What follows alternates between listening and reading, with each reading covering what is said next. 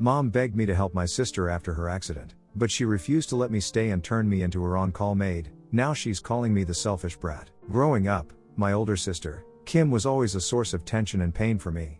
From as far back as I can remember, she harbored a deep-seated jealousy that shaped our relationship in ways that were far from what you would consider healthy. While many people encounter bullies in their lives, mine wasn't at school or in the neighborhood. Mine lived right under the same roof, sharing the same home with me. Even as a young child, I quickly learned that my sister could be quite mean and aggressive, especially when she was angry or jealous of me. Kim would always push me around or pinch me so hard that I would end up in tears.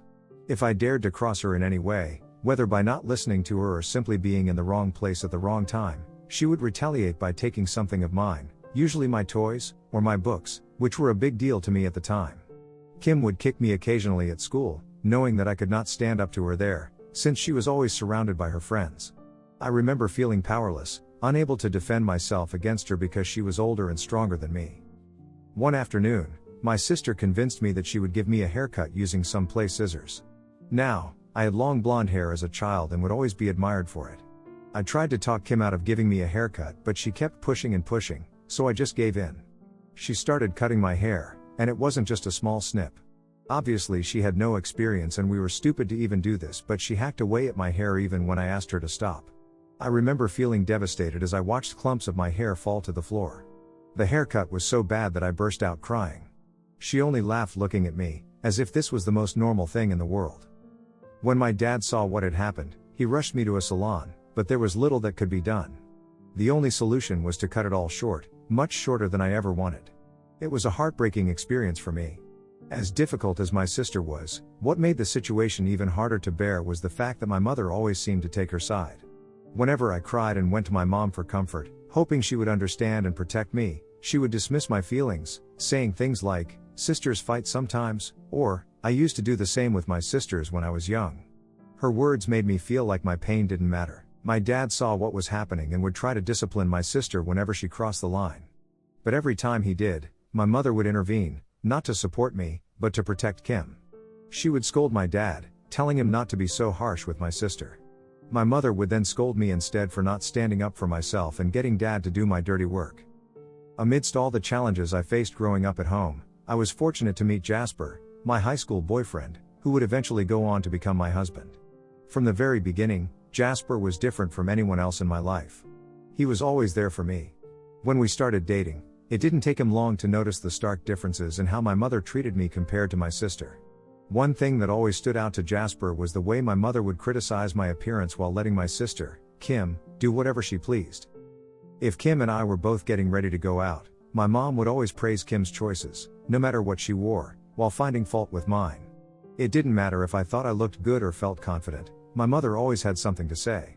She would often make remarks about my outfit, suggesting that I wear more girly clothes, warning me that if I didn't, my man might leave me. She would always comment that I was wearing too much makeup or very little makeup. My mom had made these comments once or twice in front of Jasper when he had come over for dinner at my house. I could see how much it bothered him, but he would try to keep his mouth shut. Normally, Jasper wasn't the type to just sit back and let things slide. Hence, the third time he had come over to our place and my mother again started with me about my clothes and makeup, Jasper immediately stepped in to support me. He calmly, but firmly, told my mother that he liked the way I dressed and that he saw no issues with it. His defense of me caught my mother off guard. She laughed awkwardly, trying to brush off her comments as if they were just jokes, but we all knew better. As much as things were difficult between me and my sister, we had somehow managed to keep our relationship on relatively stable ground despite the weekly fights and underlying tension. But everything took a turn for the worse the day she brought her boyfriend, Derek, home for the first time. The moment Derek laid eyes on me, he blurted out, "Wow, Kim, I had no idea your younger sister is so hot." The words hung in the air, awkward and inappropriate. Kim immediately glared at Derek, and then, as if I was somehow to blame for his crude remark, she turned and shot daggers at me with her eyes. I smiled awkwardly, even though I found his comment to be in extremely poor taste. As the afternoon went on, I tried to stay out of Derek's way, focusing on helping my mom in the kitchen or finding excuses to busy myself elsewhere. But by the evening, when we all settled in to watch a movie together as a family, it became impossible to completely avoid him. We were all in the same room, and that's when I started noticing something even more unsettling. I could feel Derek's eyes on me, staring at me a little too long from across the room. It wasn't just a casual glance. Every time our eyes met, he would flash a slight, creepy smile before turning his attention back to the TV as if he was doing this intentionally. As a woman, you develop a sense for these things, an intuition that tells you when a man is looking at you in a way that feels wrong. Derek's gaze made my skin crawl. It was persistent, and it made me incredibly uncomfortable. I found myself shrinking into my seat, trying to make myself as small as possible, hoping he would stop. I avoided his gaze as much as I could and tried to focus on the movie, but it was hard to concentrate with the knowledge that he was watching me like that. After the movie ended, Kim made an announcement that caught me off guard. Derek would be staying over in her room because it was too late for him to drive back home. Despite feeling uneasy about Derek's earlier behavior, I tried to push my concerns aside. After all, I had no choice in the matter anyway. Later that night, I woke up with a craving for a midnight snack and remembered that I had a half-eaten chocolate bar stashed away in the fridge. I quietly made my way downstairs, hoping to grab it and head back to bed without making any noise. But as I entered the kitchen, I was startled to see Derek standing there, shirtless, rummaging through our kitchen drawers. My first instinct was to turn and run back to my room, but then I reminded myself that this was my house, he was the guest, not me. Trying to stay calm, I ignored him and walked straight to the fridge, retrieving my chocolate. Derek turned and looked at me, seemingly surprised that I was there, but I continued to ignore him, keeping my focus on the chocolate bar as I prepared to head back upstairs. As I started to leave the kitchen, he suddenly called out, asking if I wanted an omelet. His tone was casual, as if it was perfectly normal to be making small talk with his girlfriend's younger sister, in the middle of the night while standing shirtless. I firmly yelled back, "No," and quickly walked towards the staircase, my heart pounding. But before I could reach the top, I heard him running after me. In an instant, he grabbed me by the back of my shirt, pulling me back slightly.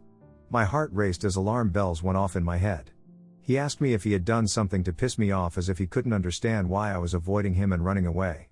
Panic surged through me, and I yelled at him to stop chasing me and to leave me alone. I yanked myself free and bolted up the stairs, slamming my bedroom door behind me, my heart racing with a mix of fear and anger. The next morning, I knew I had to tell my parents what had happened. I sat down with them and recounted the incident, emphasizing how uncomfortable Derek had made me feel throughout the day and how he was walking around our home shirtless. My dad listened carefully and immediately assured me that Derek would not be allowed to stay over again. His response was firm and protective, and I felt a small sense of relief knowing that he believed me and was taking action to keep me safe. But when Kim found out, she exploded with anger. She accused me of being jealous of her relationship with Derek, yelling at me in front of our parents that I was probably making everything up just to ruin things between them. Her words cut deep. I tried to explain to her how uncomfortable Derek had made me feel, how his behavior in the kitchen had scared me, how he had run after me to confront me, but she didn't care. She was too blinded by her attachment to him to see what was really happening. Even my mother felt like I was overreacting about Derek and that he seemed like a nice boy. Fortunately, my dad was on my side, so Kim was banned from ever bringing him home ever again. This whole situation made things even worse between me and my sister. I couldn't understand how my own sister could choose to believe her boyfriend over me, especially when I had nothing to gain by making up such a story. It was as if, in her eyes, I was the enemy, someone trying to sabotage her happiness. After the whole ordeal with Derek, my sister made it her mission to keep her personal life as far away from me as possible. Whenever she was dating someone new and planned to bring him home for lunch or dinner, she would ask me to stay over at my best friend's place for the night or find some other excuse to be out of the house so her boyfriends would not have to meet me. While I didn't mind getting out of the way most of the time, it was definitely inconvenient, especially when I had other plans or just wanted to relax at home.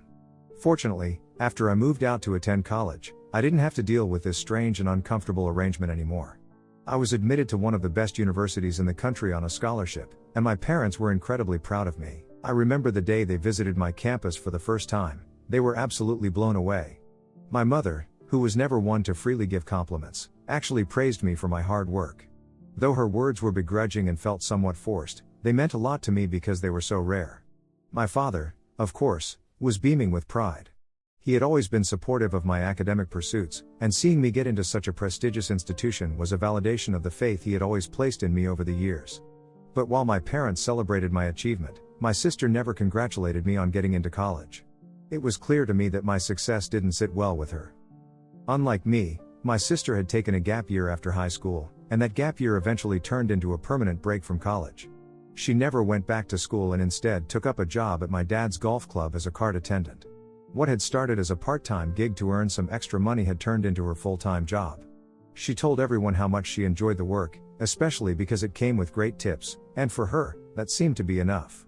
While I was focused on my studies and planning for a future that I hoped would be fulfilling and meaningful, she seemed content with where she was, even if it meant staying in a job that didn't offer much in the way of long-term prospects. Over the years, the more I excelled in my studies and moved forward with my life, the more it seemed to bother my sister. Rather than being happy for me, my success seemed to fuel my sister's resentment even more. Every time I came home during my college breaks, it was as if she made it her mission to bring me down a notch. She would find subtle ways to show her displeasure, often wrapped in backhanded comments that left me feeling uneasy.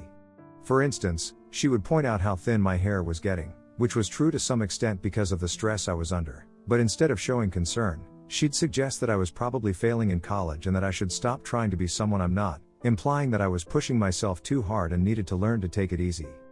Whenever I achieved something academically and my parents expressed their pride, she would immediately dismiss it, claiming that the courses I was taking must have been easy. It was her way of minimizing my accomplishments. Despite the sting of her words, I did my best to ignore her comments. I didn't want to waste my energy trying to convince her of my academic abilities. After I graduated from college, Jasper and I took the next step in our relationship and moved in together while continuing to work at our respective jobs. Living with Jasper was a revelation for me. It was the first time I felt completely at ease in my own home. There was no tension, no walking on eggshells, just the comfort of being with someone who loved and accepted me for who I was. Eventually, Jasper and I got married, and we now live in a much bigger place. Over the years, it's just been the two of us, and we're completely content with our lives. We don't have children, but that's something we've both agreed on and are happy with. Instead, we've focused on building our lives together, saving money, traveling to multiple countries, and indulging in the expensive hobbies we both enjoy. In stark contrast, my sister, Kim, continues to live with our parents even today. At one point, she did move out with a boyfriend, but that relationship ended in tragedy when he physically abused her and kicked her out. With no savings and nowhere else to go, she had to move back home again. It was a heartbreaking situation, and I did feel bad for her. However, my sister never learned from her mistake and has continued to date trashy guys even after that. This is why, over the years, my mother has grown increasingly frustrated with my sister's behavior. Their relationship, which used to be so close and easygoing, has become strained and rocky. Since I lived in another city, I seldom went back home, so Kim and I had drifted even more apart over time, to the point where we barely exchanged any calls or texts. One night, I was jolted awake by a phone call from my mother. It was the middle of the night, and her voice trembled as she informed me that my sister had been in a serious car accident. The shock of the news hit me like a wave. I stayed up for hours, anxiously waiting for updates from my parents. They called me regularly to keep me informed about my sister's condition, which was critical. As much as our relationship had soured over the years, she was still my older sister, and the idea of her being seriously hurt was terrifying. I wanted to fly back home immediately, to be there for her and my parents, but my dad, knowing how demanding my job was, assured me that they would take care of everything. He told me that my sister would be okay and that there was no need for me to disrupt my work. Despite his reassurances, I couldn't shake the feeling of guilt and helplessness that gnawed at me. I wanted to be there, to help in some way. My sister ended up staying in the hospital for a month due to the severity of her injuries.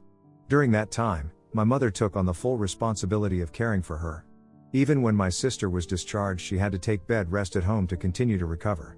My dad had to go to work, so my mother not only managed the household duties but also helped my sister with her day-to-day needs, as she could not move around much without pain. During this time, I spoke to my mother regularly, and I could sense how exhausted she was every day. She was getting older, and the physical and emotional toll of caring for my adult sister was clearly wearing her down. Hence, I decided to have a conversation with my parents about hiring a full-time nanny to help take care of my sister. Given how exhausted my mother was and the challenges she was facing, it seemed like the most practical solution, and I was willing to pay for everything. However, when my sister found out about this plan, she was furious. She yelled at me for putting terrible ideas into our parents' heads, insisting that she wasn't an invalid and that she wasn't comfortable with a stranger helping her out. I tried to explain how much strain this was putting on our mother, but my sister cut me off, telling me to mind my own business. In the end, my parents didn't force her to agree to the nanny, likely because they felt bad for her and wanted to avoid any further conflict. Then, just 2 weeks ago, I received a call from my mother. She was in tears, her voice trembling with exhaustion and desperation. She begged me to come back home, explaining that she felt utterly drained from taking care of my sister and couldn't handle it alone anymore. She pleaded with me to take a break from my job, or even leave it if necessary, and come stay with her for at least 2 months. It was clear that she was at her breaking point, and I felt extremely guilty about it. I told her that I would think about it and discuss the situation with Jasper. He was completely against the idea, knowing all too well how my sister had mistreated me over the years. He was concerned about the toll it would take on me, both emotionally and mentally. But despite his reservations, I couldn't shake the feeling that I had a moral obligation to help my mother, who was clearly in need. I explained to Jasper how much this meant to me, and eventually, he understood my position. He recognized that my mother was in a difficult situation and that I felt a duty to support her. Hence, I approached my boss to discuss taking some time off. Thankfully, my boss was understanding and granted me a 1-month leave. Additionally, I was allowed to work from home for the following month, as long as I completed all my assignments. This was the best outcome I could have hoped for, a compromise that allowed me to be there for my family while still maintaining my job. Feeling relieved and somewhat optimistic about the situation, I booked my tickets in hopes of surprising my mother and prepared to fly back home. Although I knew this wouldn't be an easy time, I was determined to do what I could to help my mother and make the best of the circumstances. When I finally arrived home, my sister, Kim, was the one who opened the door. I was taken aback to see her as she looked weary, leaning heavily on crutches to support her. She was stunned to see me as well. I greeted her with a smile and moved in to hug her, but she appeared indifferent. She asked me sharply what on earth I was doing there. I explained that I was there to surprise Mom and to help out however I could. Hearing this, Kim's face twisted in anger. She told me that I had no right to just show up unannounced and that she didn't appreciate my presence. She even had the audacity to suggest that I wait outside until Mom came back home. As she railed at me, I tried to stay calm, but it wasn't easy. I reminded her that this wasn't her decision to make and it was actually Mom who had asked me to come home to help her out since she was exhausted. I pushed past her into the house with my luggage, telling her that she could ask Mom if she didn't believe me. Kim turned and, with a loud slam, retreated into her room, leaving me standing in the hallway, feeling both frustrated and disheartened. Later, when Mom returned from the store, she was genuinely happy to see me. She rushed to give me a warm hug, the kind of hug that made all the stress of the journey and the tension with Kim seem momentarily worth it. We made small talk and started unpacking the groceries together. But then Kim emerged from her room, still seething, and confronted Mom, demanding to know if it was true that she had invited me back to help take care of her. When Mom confirmed it, a heated argument erupted between the both of them. Kim accused Mom of betraying her, and of embarrassing her by inviting me to help her out, especially when she knew how much she disliked me. Mom, trying to stay calm, asked Kim what the real issue was, why my presence was such a big deal, and that she should get over our past. That's when Kim broke down, tears streaming down her face. She cried out saying that all her life she was always looked down on because of my accomplishments and that she didn't want me anywhere near her at such a vulnerable time. She confessed that she was still reeling from the accident, still struggling with her recovery, and having me there every moment only amplified her insecurities and frustrations over her own life. Kim went on to say that if we truly cared about her well-being, I would leave and stay in a hotel instead of in the house with them. It was heartbreaking to realize that despite everything, despite all the years that had passed, the old wounds between us had never really healed. My mom and I tried to talk her out of it and told her how ridiculous she sounded, but she insisted that she didn't want me living with them.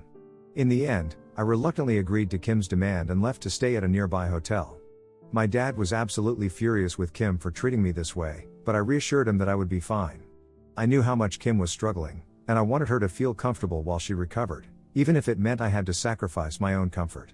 I convinced myself that maybe, just maybe, by doing this for her, she would try to mend our broken relationship. Over the next few days, I came over and spent a few hours at my parents' house, helping out my mom wherever I could. Kim avoided me as much as she could and refused to talk to me. Every morning, before coming over, I would text her if she wanted me to buy her breakfast, hoping that this was a way to reconnect. Unfortunately, Kim saw this as an opportunity to take advantage of me. She began treating me like an on-call maid, constantly ordering me to bring her food or fetch things for her just because she knew that she didn't have to pay for anything. At first, I tried not to complain. But gradually, Kim's demands grew more unreasonable, and her attitude became more hostile. She would bark orders at me and snap if I didn't get something exactly right. It felt like I couldn't do anything to please her, no matter how hard I tried. The breaking point came when I brought her a coffee from her favorite coffee place, and she exploded in anger because it didn't have any foam. Without warning, she hurled the cold coffee at me and yelled at me for being worthless. I was so pissed at her behavior that I finally snapped. I told her she was acting like a child and that I was done being her servant. I told her that she should be grateful that I was even there to help out since mom was clearly getting sick of her. I was so angry that I spit out that maybe she deserved the pain she was going through, that it was karma for how she had treated others, including me, all these years. As soon as the words left my mouth, I knew I had crossed a line, but I was just too angry to care at that moment. I stormed out of her room, leaving her in stunned silence. I knew my words were harsh, and they weren't truly how I felt, but the damage was done. Since that confrontation, Kim has been calling our cousins and other relatives, painting me as the villain in this situation. She's been telling everyone how I'm a spoiled brat, how I lashed out at her when she was at her most vulnerable, and how this is exactly why she didn't want me around in the first place. Now, I'm torn. On one hand, I feel terrible for what I said. I know it wasn't right, and I hate that I let my anger get the best of me. On the other hand, I'm exhausted from constantly being treated like the bad guy, especially when all I wanted to do was help. Am I the a-hole? Update 1. I would like to clarify that I have reached out and apologized to my sister already for what I said to her. My parents understand that I said this only out of frustration. Also, a lot of people have pointed out that my sister might be suffering from depression, and I think this might be true based on her behavior. I plan on telling my parents to convince my sister to see a therapist about her issues. Update 2. I spoke with my husband about the situation, and he strongly urged me to return home immediately, expressing his frustration over how my sister has been treating me. I have informed my parents that I've had enough and will be going back home.